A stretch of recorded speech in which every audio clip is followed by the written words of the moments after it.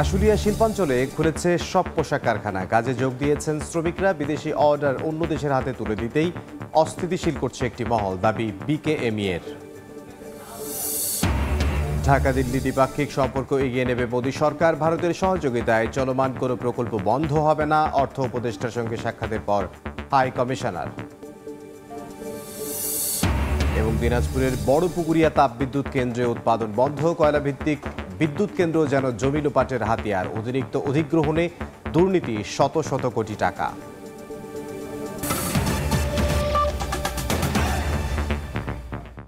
সময় সংবাদের সঙ্গে আছে আমি ইমদাদুল হক।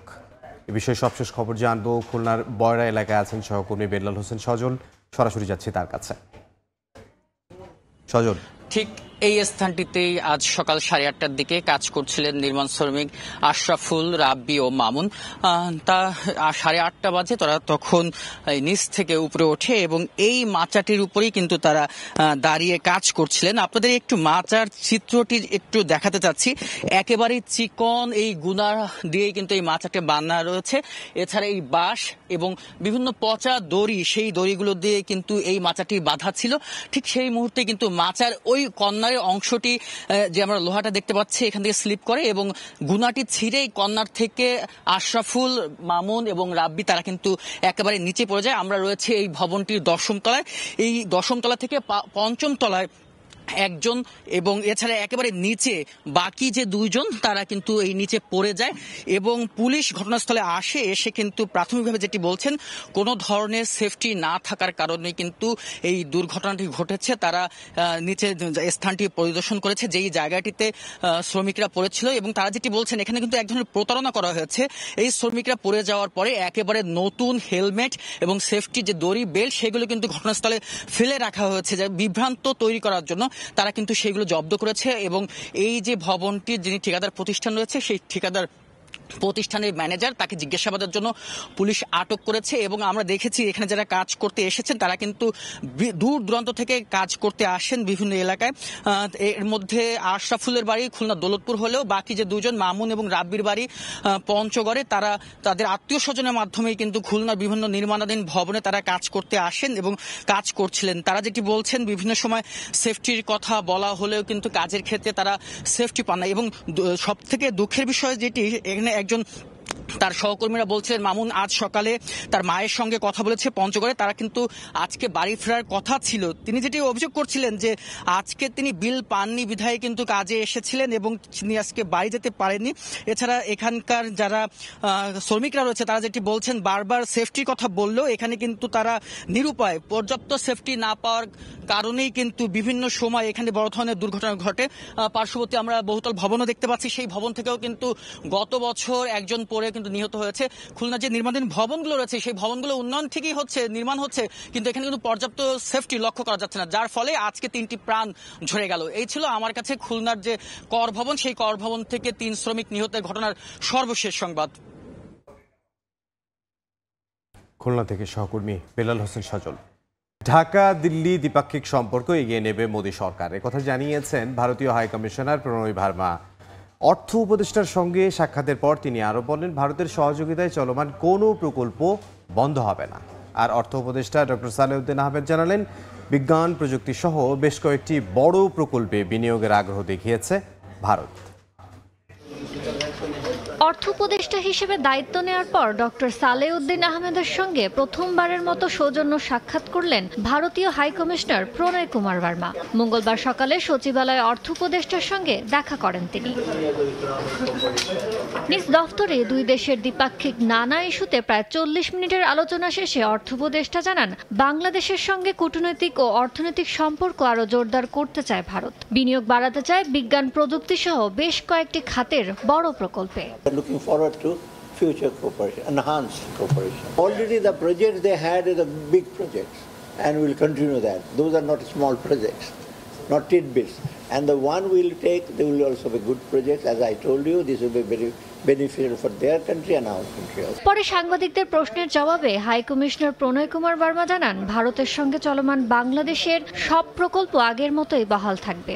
আশুগঞ্জ ও আখাউড়া সড়কের মতো কিছু প্রকল্পের ঠিকাদার ভারতে চলে গেলেও দ্রুত ফিরে আসবে ও কাজ শুরু করবে বলে আশ্বস্ত করেন তিনি। Our development cooperation projects, many of them, as he mentioned, are important big projects which have been identified by Bangladesh for their own benefit, and we are happy to take them forward. প্রকল্প বাস্তবায়নে ভারত থেকে বাংলাদেশের ঋণের অর্থ ছাড়ে কোনো সমস্যা হবে না বলেও জানান হাই কমিশনার। ইয়ানুর শিফাত, সময় সংবাদ, ঢাকা। বন্ধ হয়ে গেল দিনাজপুরের বড়পুকুরিয়া কয়লা ভিত্তিক তাপ বিদ্যুৎ কেন্দ্রের উৎপাদন। কর্তৃপক্ষ জানায়, বিদ্যুৎ কেন্দ্রটির 3টির মধ্যে প্রথম ও দ্বিতীয়টি বন্ধ থাকলেও সচল ছিল তৃতীয় ইউনিটটি। প্রতিদিন এটি থেকে 200 মেগাওয়াট বিদ্যুৎ উৎপাদিত হয়, যা জাতীয় গ্রিডেও সরবরাহ করা হচ্ছিল। তবে 6 সেপ্টেম্বর মেরামতের পর মাত্র দুদিনেই আবারও যান্ত্রিক ত্রুটি দেখা দেয়। এতে পুরোপুরি বন্ধ হয়ে গেছে 525 মেগাওয়াট বিদ্যুৎ কেন্দ্রের সব কার্যক্রম। বর্তমানে বড়পুকুরিয়া কয়লা খনির কোল ইয়ার্ডে কয়লা মজুদ রয়েছে 2,30,000 মেট্রিক টন। কয়লা ভিত্তিক বিদ্যুৎ কেন্দ্র যেন জমি লোপাটের হাতিয়ার। প্রয়োজনের তুলনায় অতিরিক্ত জমি অধিগ্রহণের অভিযোগ রয়েছে বিদ্যুৎ কেন্দ্রের কাজ পাওয়া প্রতিষ্ঠানগুলোর বিরুদ্ধে। জমির মালিকদের ঠকানো, কমিশন বাণিজ্য সহ নানা উপায়ে অনিয়ম দুর্নীতি হয় শত শত কোটি টাকার। আর এসব কারণে বেড়েছে প্রকল্প ব্যয়, যার ভার চেপেছে সাধারণ মানুষের কাঁধে। ফারুক ভূঁইয়া, রবিনের রিপোর্টে বিস্তারিত। বেসরকারি উদ্যোগে নির্মিত দেশের বিদ্যুৎ কেন্দ্রগুলোর মধ্যে অন্যতম বিতর্ক জায়গা নিয়ে প্রকল্প চট্টগ্রামের বাঁশখালীতে এস আলম গ্রুপের কয়লাভিত্তিক বিদ্যুৎ কেন্দ্র। জমি অধিগ্রহণ নিয়ে স্থানীয়দের সঙ্গে বিরোধ গড়ায় সংঘর্ষে, ঘটে প্রাণহানিও। পরবর্তীতে জমির মালিকদের পাওনা পরিশোধে অনিয়মও হয়েছে খবরের শিরোনাম। 1320 মেগাওয়াট ক্ষমতার কয়লাভিত্তিক বিদ্যুৎ কেন্দ্রকে ঢাল করে প্রয়োজনের অতিরিক্ত জমি হাতিয়ে নেওয়ার অভিযোগ রয়েছে এস আলমের বিরুদ্ধে। প্রকল্পটির নাম করে বাঁশখালীর গড্ডামারায় 660 একর জমির দখলে নেয় প্রতিষ্ঠানটি। ভরাট করা হয় উপকূল ও সমুদ্র তটের জায়গা। কয়লাভিত্তিক বিদ্যুৎ কেন্দ্রটি ছাড়াও সেখানে আরও কিছু প্রকল্পের পরিকল্পনা ছিল এস আলমের। পার্শ্ববর্তী দেশগুলোর কয়লাভিত্তিক বিদ্যুৎ কেন্দ্রের সঙ্গে তুলনা করে দুর্নীতি বিরোধী সংস্থা ট্রান্সপারেন্সি ইন্টারন্যাশনাল বাংলাদেশ টিআইবির গবেষণা প্রতিবেদনে বলা হয়, বিদ্যুৎ কেন্দ্রের নামে এস আলমের দখলে গেছে প্রয়োজনের তুলনায় 357 একর বেশি ভূমি। একই সঙ্গে জমি কেনা এবং অধিগ্রহণ প্রক্রিয়ায় দুর্নীতি হয়েছে 255 কোটি টাকার।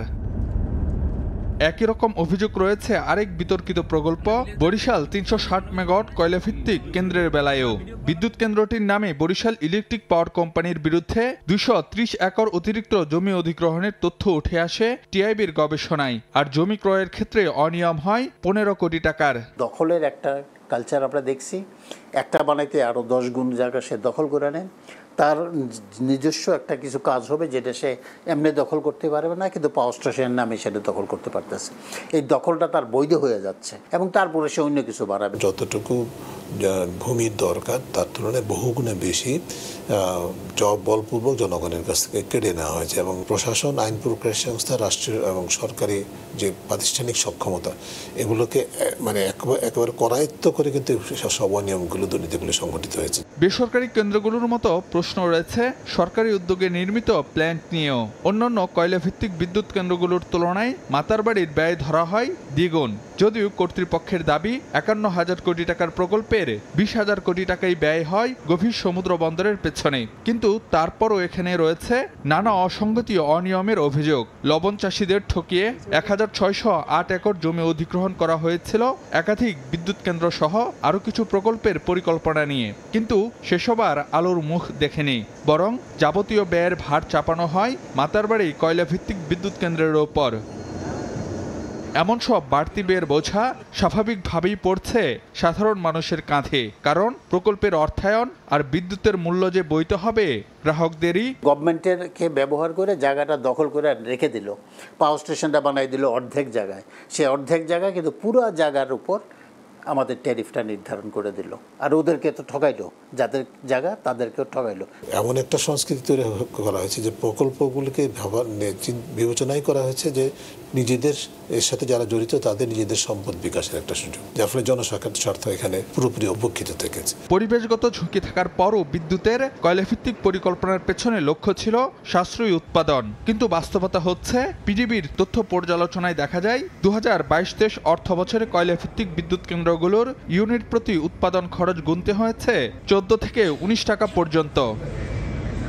ফারুক ভাইয়া, রবিন, সময় সংবাদ, ঢাকা। অন্তর্বর্তী সরকারের প্রধান উপদেষ্টা ডক্টর মোহাম্মদ ইউনূসের কারণেই কারাগারে অনিশ্চিত জীবন থেকে মিলেছে মুক্তির স্বাদ। অনেকেই ফিরেছেন পরিবারের কাছে। সংযুক্ত আরব আমিরাতের কারাগার থেকে ফেরা বাংলাদেশি প্রবাসীরা জানালেন দেশটির পুলিশের কাছেও শ্রদ্ধার ব্যক্তিত্ব ডক্টর মোহাম্মদ ইউনূস। নতুন জীবনের জন্য প্রধান উপদেষ্টাকে ধন্যবাদ জানিয়ে সহায়তা চাইলেন আবারও সে দেশে যাওয়ার সুযোগ পেতে। নুরজামাল আতিকের ক্যামেরায় বিস্তারিত, শফিকুল আলমের প্রতিবেদনে। দেশে ফিরে বৃদ্ধ মা বাবার মুখে দেখবেন সেটা কখনো ভাবেননি প্রবাসী ব্যবসায়ী সাইদুল হক, কারণ আমিরাতের কড়া আইনে সাজা মওকুফ ছিল অসম্ভব। তবে বিশ্ববরেণ্য ব্যক্তিত্ব ও নোবেলজয়ী প্রধান উপদেষ্টা ডক্টর মোহাম্মদ ইউনূসের সফল কূটনীতিতে যেন নতুন জীবন ফিরে পেয়েছেন তিনি। এখানকার এক বড় পুলিশ কর্মকর্তা আমাদেরকে বলতেছে আরবিতে যে তোরা তো ডক্টর মোহাম্মদ ইউনূসকে চিনোস না, তোদের দেশে তো এমন একজন রতন আছে তোরাই চিনোস না, যে নাকি চাইলে অনেক কিছু করতে পারে। তখন আমাদের একটা সবাই আমরা নামাজ পড়তেছিলাম যে না, ইনশাআল্লাহ কিছু একটা হইতে পারে, আমাদের সাজাটা হয়তো মওকুফ করতে পারে। ছেলে কারাগারে থাকার কথা বলতেই দু চোখে গড়িয়ে পড়ছে জল। ছেলেকে ফিরে পেয়ে যেন খুশির শেষ নেই স্বজনদের। শুধু দোয়া করতাম আমার ছেলের জন্য, আমার ছেলে আমার বুকে আসতে পারবে কিনা সেই জন্য দোয়া করতাম আমি। আলহামদুলিল্লাহ এখন পেয়েছি, আমাদের ছেলে আমাদের বুকে চলে আসছে, এটা আল্লাহর মেহেরবানি। প্রবাসী ভাই যারা চলেছে সবার পক্ষ থেকে আমাদের একটা যাবে, এরা যেন আবার কর্মস্থলে, আমার ভাই যেন আবার কর্মস্থলে বেরিয়ে যেতে পারে। দেশে ফেরার পর কথা হয় আল আইনের গাড়ির গ্যারেজের ব্যবসায়ী প্রবাসী জিয়াউল হক জিসান ও আবুধাবির প্রবাসী এসকান্দর হোসাইনের সঙ্গে। তারা জানান ছাত্রদের উপর গুলির দৃশ্য দেখে আন্দোলনে নেমেছিলেন দেশপ্রেমে উদ্বুদ্ধ হয়ে। তবে তাদের মতো আরও যারা আন্দোলনে সমর্থন জানিয়ে রাজপথে নেমে আটকা পড়েছেন, তাদের উদ্ধারের পাশাপাশি আরব আমিরাতে কাজে ফেরার সুযোগ পেতে ইউনূস সরকারের হস্তক্ষেপ চেয়েছেন। আল্লাহর হুকুম হলো এবং উসিলা হচ্ছে যে ডক্টর ইউনূস সাহেব, ওনার কারণে আজকে স্বদেশে ফিরতে পারলাম। আওয়ামী লীগ সরকার থাকলে আমরা এখানে হয়তো আসতে পারতাম না, দেশের মুখ হয়তো দেখতাম না। অনেক লোক এখন আটকা পড়ে আছে। আমাদের সরকারের প্রতি বিনীত অনুরোধ যে লোকগুলোকে যত তাড়াতাড়ি সম্ভব দেশে ফিরিয়ে আনার জন্য। বৈষম্যবিরোধী ছাত্র আন্দোলনে শিক্ষার্থীদের উপর গুলি ও ইন্টারনেট বন্ধ করায় 19 জুলাই আরব আমিরাতের নানা জায়গায় আন্দোলনের কারণে 57 জনকে আটক করে সাজা দেয় সে দেশের আদালত। তবে প্রধান উপদেষ্টার তৎপরতায় তাদের সাজা মওকুফ হয়। দেশ এবং ছাত্রদের ভালোবাসার টানে সংযুক্ত আরব আমিরাতে আন্দোলনে নেমেছিলেন এই প্রবাসীরা। আটকের পর ডক্টর মোহাম্মদ ইউনূসের সফল কূটনৈতিক তৎপরতায় মুক্ত হয়ে দেশে ফিরেছেন তারা। তবে এখন তাদের একটাই দাবি, তারা যেন সেই দেশে গিয়ে আবার পুনরায় ব্যবসা করতে পারেন। শফিকুল আলম, সময় সংবাদ, চট্টগ্রাম। বৈষম্যহীন অডিট অ্যান্ড অ্যাকাউন্টস ডিপার্টমেন্ট নিশ্চিতের দাবিতে সেগুনবাগিচায় সিজিএ ভবনের সামনে অবস্থান কর্মসূচি পালন করছেন সারা দেশের অডিটর, সুপার ও অ্যাকাউন্টস কর্মকর্তারা। এই মুহূর্তে সেখানে আছেন সহকর্মী ফরহাদুর রহমান। সরাসরি যাব তার কাছে। ফরহাদ, সরকারের নিরীক্ষা ও হিসাব বিভাগের অডিটর পদে যারা সারা দেশে বিভিন্ন প্রতিষ্ঠানে কর্মরত আছেন, অর্থাৎ সিজিএ অধিদপ্তরের অধীনে যারা বিভিন্ন দপ্তরে কর্মরত আছেন, তারা আজকে সকাল থেকে এখানে অবস্থান কর্মসূচি পালন করছেন সেগুনবাগিচায় সিজিএ কার্যালয়ের সামনে। এবং এই মুহূর্তে বৃষ্টি শুরু হয়েছে। কিছুক্ষণ আগে এখানে সারা দেশ থেকে আগত অডিটর বৃন্দরা উপস্থিত ছিলেন। তারা যেটি বলছেন, আসলে তাদের সাথে গ্রেডিং এ বৈষম্য করা হয়েছে এবং এই গ্রেডিং নিয়ে তাদের অডিটররা যারা আছেন তাদের পক্ষ থেকে 2015 সালে একটি পিটিশন করা হয়েছিল এবং সেই পিটিশনের তাদের যারা পিটিশন করেছিলেন 61 জনের পক্ষে রায় আসে এবং 2018 সালে সেই ব্যাপারে আবারও রিট পিটিশন হয় এবং সেই পিটিশনে তাদের পদকে 10ম গ্রেডে উন্নীত করার কথা বলা হয়েছিল এবং সেটি বাস্তবায়নের জন্য বারবার তারা তাগাদা তারা বারবার তাগাদা দিলেও দাবি জানালেও তাদের সেটি কিন্তু বাস্তবায়ন করা হয়নি। এবং নতুন সরকার, অন্তর্বর্তী সরকার যখন দায়িত্ব পালন শুরু করেছেন তারপরে সেটি অর্থ মন্ত্রণালয়ে যায় এবং আইন মন্ত্রণালয় থেকে ক্লিয়ারেন্সও কিন্তু আসে, কিন্তু তারপরে সেটি বাস্তবায়ন হয় না। আজকে তারা গত 3 দিন যাবৎ এই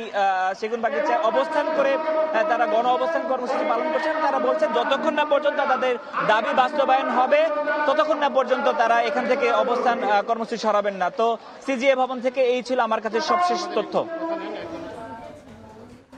সেগুনবাগিচার সিজিএ ভবনের সামনে থেকে যোগ দিয়েছেন সহকর্মী ফরহাদুর রহমান। রাজনৈতিক পট পরিবর্তনের পরই গা ঢাকা দিয়েছে ঠাকুরগাঁও সদর উপজেলার অধিকাংশ ইউনিয়ন পরিষদের চেয়ারম্যান ও সদস্য। আত্মগোপনে থাকার কারণে তাদের কক্ষে ঝুলছে তালা। এ কারণে প্রয়োজনীয় কাগজপত্রে স্বাক্ষর করাতে পারছেন না সেবা প্রত্যাশীরা। এছাড়াও জটিলতা দেখা দিয়েছে প্রশাসনিক কাজেও। তবে শিগগিরই সংকট সমাধানের আশ্বাস উপজেলা প্রশাসনের। জিয়াউর রহমান বকুলের পাঠানো তথ্য ছবি নিয়ে রিপোর্ট। গ্রাম পর্যায়ে জন্ম নিবন্ধন, ট্রেড লাইসেন্স, মৃত্যু সনদ, কর পরিশোধ সহ সরকারের প্রায় 50টি সুবিধার কাজ বাস্তবায়ন হয় ইউনিয়ন পরিষদ থেকে। তবে চেয়ারম্যান মেম্বার না থাকায় থমকে আছে সব কাজ। 5 আগস্ট ছাত্র জনতার অভ্যুত্থানের পর গা ঢাকা দিয়েছে ঠাকুরগাঁয়ের সদর উপজেলার অধিকাংশ ইউনিয়ন পরিষদের চেয়ারম্যান ও সদস্যরা। আত্মগোপনে থাকার কারণে তাদের কক্ষে ঝুলছে তালা। এ কারণে প্রয়োজনীয় সেবা পাচ্ছেন না এলাকাবাসী। বিগত দিনগুলাতে লোকজন অনেক হয়রানি হয়ে গেছে। থাকবে কেন? যে অবৈধ করেছে গোটা ইউনিয়নটাকে অবৈধ করে খাই ফেলেছে। টাকা পয়সা, স্কুল, মাদ্রাসা, কোটি কোটি টাকা সে আত্মসাৎ করে ধরে ফেলাইছে। এলাকাবাসী লোকগুলা যে আছে এখানে, সেই লোকগুলা মনে করেন আসে আর ঘুরে যায়, আসে আর ঘুরে যায়। চেয়ারম্যান মেম্বারের স্বাক্ষর দরকার, এই জন্য ওনারা পাবলিকগুলো ঠিক মতো পাচ্ছে না এবং এই জন্য পাবলিকগুলা খুব হয়রানি হচ্ছে। চেয়ারম্যানের অনুপস্থিতিতে প্যানেল চেয়ারম্যানের দায়িত্ব পালন করার কথা থাকলেও কার্যালয়ে আসছেন না তারাও। তবে শীঘ্রই সংকট সমাধানের আশ্বাস উপজেলা প্রশাসনের। জন্ম নিবন্ধনের যে সমস্যাটি রয়েছে এটি কেটে যাবে খুব শীঘ্রই এবং যে সমস্ত ইউনিয়নে চেয়ারম্যানরা দীর্ঘদিন অনুপস্থিত থাকবেন সেই সমস্ত ইউনিয়নের প্যানেল চেয়ারম্যানদেরকে আমরা পূর্ণাঙ্গ আর্থিক ক্ষমতা দিয়ে তারা যেন স্বাভাবিকভাবে ইউনিয়ন পরিষদের কাজগুলো করতে পারে সেই ব্যবস্থাটা আমরা করে দিব। উপজেলা প্রশাসনের তথ্য মতে সদর উপজেলার 22টি ইউনিয়ন পরিষদের মধ্যে 6টিতে চেয়ারম্যানরা উপস্থিত হয়ে কাজ করছেন। জিয়াউর রহমান বকুল, সময় সংবাদ, ঠাকুরগাঁও। আইফোন 16 সহ অন্যান্য নতুন মডেলের অ্যাপল পণ্য উন্মোচন করেছে মার্কিন প্রযুক্তি জায়ান্ট অ্যাপল। যুক্তরাষ্ট্রের ক্যালিফোর্নিয়ায় ইটস গ্লো টাইম অনুষ্ঠানে নতুন পণ্য প্রকাশ করা হয়। বিশ্বের বিভিন্ন প্রান্ত থেকে অনলাইনে সরাসরি দেখা গেছে অনুষ্ঠানটি। অ্যাপলের জন্মস্থান ক্যালিফোর্নিয়া থেকে। বিস্তারিত জানাচ্ছেন লস্করুল মামুন। আইফোন মানেই বড় চমক। প্রতি বছর আইফোনের নতুন সিরিজ বাজারে নিয়ে আসে অ্যাপল। আইফোনের নতুন এই সংস্করণের অপেক্ষায় থাকে বিশ্বের কোটি গ্রাহক ও প্রযুক্তি প্রেমীরা। অবশেষে নতুন মডেলের আইফোন 16 সহ অন্যান্য অ্যাপল পণ্য উন্মোচন করল মার্কিন প্রযুক্তি প্রতিষ্ঠান অ্যাপল। বিশ্বজুড়ে প্রযুক্তি প্রেমীদের চোখ ছিল টিভি পর্দায় মার্কিন প্রযুক্তি জায়ান্ট অ্যাপলের ইটস গ্লো টাইম নামের এক বিশেষ বার্ষিক অনুষ্ঠান উপভোগে। অবশেষে প্রতীক্ষার অবসান ঘটিয়ে প্রযুক্তির দুনিয়ায় ঝড় তুলে বাজারে এলো স্মার্টফোন আইফোন 16। প্রযুক্তিবিদদের মতে 1.5 দশকের ইতিহাস ভেঙে এই প্রথম অ্যাপল ইন্টেলিজেন্স এর সুবিধা যুক্ত করা হয়েছে এই সিরিজে। ফ্রি আপগ্রেড করে অ্যাপল ইন্টেলিজেন্সের কল্যাণে নানা টুলস পাবেন আইফোন 16 ব্যবহারকারীরা। এই সিরিজে প্রসেসর হিসেবে থাকছে অ্যাপলের A18 চিপসেট। অবিশ্বাস্য আপগ্রেড করা হয়েছে ক্যামেরা ফিচারে। জীবন রাঙাতে থাকছে 48 মেগাপিক্সেল আল্ট্রা ওয়াইড 3 ক্যামেরা। নতুন আইফোন সিরিজের ফোনগুলোর সাইড প্যানেলে যুক্ত হয়েছে অ্যাকশন ও ক্যাপচার বাটন। সেলফি তোলার কাজটি সহজ করতে ক্যাপচার বাটন এবং অ্যাকশন বাটন দিয়ে ব্যবহারকারীরা আরো সহজে আইফোনের বিভিন্ন ফাংশন নিয়ন্ত্রণ করতে পারবেন। আইফোন 16 6.1 ইঞ্চি, 16 প্লাস মডেলে 6.7 ইঞ্চি, আইফোন 16 প্রো 6.3 ইঞ্চি এবং প্রো ম্যাক্স মডেলে 6.9 ইঞ্চি ডিসপ্লে পাবেন ব্যবহারকারীরা। ওলেড প্যানেলের কারণে আইফোনের সবচেয়ে উজ্জ্বল ডিসপ্লেও হবে আইফোন প্রো ম্যাক্সে। সাদা, কালো, গোলাপি, নীল ও সবুজ এই 5 রঙের আইফোন 16 থাকছে ওয়াটার ও ডাস্ট প্রতিরোধ সুবিধা। এখন থেকে জনপ্রিয় চ্যাটজিপিটি এর উন্নত ফিচারগুলো অ্যাক্সেস করা যাবে আইফোন থেকেই। সিরিকে ব্যবহার করে চ্যাট জিপিটির সাথে সহজেই যুক্ত হতে পারবেন ব্যবহারকারীরা। আইফোন 16 এর পাশাপাশি অ্যাপল তাদের নতুন মডেলের অ্যাপল ওয়াচ 10 সিরিজ এবং এয়ারপডস ল্যাপটপ সহ অন্যান্য নতুন পণ্য উন্মোচন করে। আইফোন 16 এর দাম শুরু হবে $799 থেকে, বাংলাদেশি মুদ্রায় প্রায় 96,000 টাকা। এখন থেকেই অ্যাপলের নতুন পণ্য প্রি অর্ডার করা যাবে এবং আগে আসলে আগে পাবেন ভিত্তিতে অ্যাপলের নতুন পণ্য ডেলিভারি শুরু হবে 20 সেপ্টেম্বর থেকে। লস্কর আল মামুন, সময় সংবাদ, ক্যালিফোর্নিয়া, যুক্তরাষ্ট্র। পর্যায়ে শীর্ষ সংবাদগুলো জানিয়ে দিচ্ছে আরও একবার। কাজ করার সময় রশিদ ছেড়ে পড়ে যান বহুতল ভবন থেকে। খুলনায় প্রাণ গেল 3 শ্রমিকের, ছিল না কোনো ধরনের নিরাপত্তা ব্যবস্থা। ঠিকাদার প্রতিষ্ঠানের ব্যবস্থাপক আটক। আশুলিয়া শিল্পাঞ্চলে খুলেছে সব পোশাক কারখানা। কাজে যোগ দিয়েছেন শ্রমিকরা। বিদেশি অর্ডার অন্য দেশের হাতে তুলে দিতেই অস্থিতিশীল করছে একটি মহল, দাবি বিকেএমই এর। ঢাকা দিল্লি দ্বিপাক্ষিক সম্পর্ক এগিয়ে নেবে মোদী সরকার। ভারতের সহযোগিতায় চলমান কোনো প্রকল্প বন্ধ হবে না, অর্থ উপদেষ্টার সঙ্গে সাক্ষাতের পর হাই কমিশনার। এবং দিনাজপুরের বড়পুকুরিয়া তাপবিদ্যুৎ কেন্দ্রে উৎপাদন বন্ধ। কয়লাভিত্তিক বিদ্যুৎ কেন্দ্র যেন জমি লোপাটের হাতিয়ার। অতিরিক্ত অধিগ্রহণে দুর্নীতি শত শত কোটি টাকা।